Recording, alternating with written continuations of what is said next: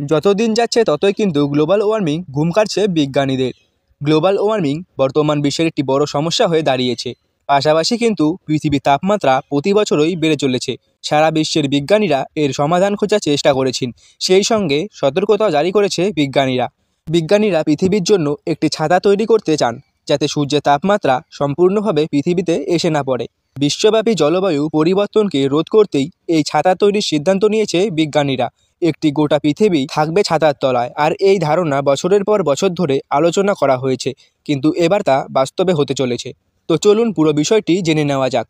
জলবায়ু পরিবর্তনের প্রভাবকে প্রতিহত করার তিনটি উপায় রয়েছে। প্রথমটি হলো নির্গমন কমানো, দ্বিতীয়টি হলো কার্বন ডাই অক্সাইড নির্গমন বন্ধ করা এবং তৃতীয়টি হলো সৌরবিকিরণকে ধরে রাখা। বিশ্বের গড় তাপমাত্রা বর্তমান গড় থেকে যাতে কোনোভাবেই 1.5 ডিগ্রি সেলসিয়াসের উপরে না যায়, সেই দিকেও দীর্ঘদিন ধরে একটি চুক্তি স্থাপন করেছেন বিজ্ঞানীরা। কারণ তাপমাত্রা যত কমবে, জলবায়ু পরিবর্তনের প্রভাব তত কমবে।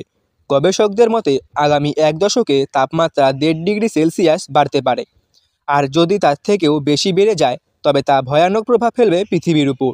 সমুদ্রপৃষ্ঠের উচ্চতা বৃদ্ধি, দাবানল এবং বরফ গলে যাওয়া, এই সব কিছুই আবহাওয়ার ঘটনার জন্য জলবায়ু পরিবর্তনের দায়ী।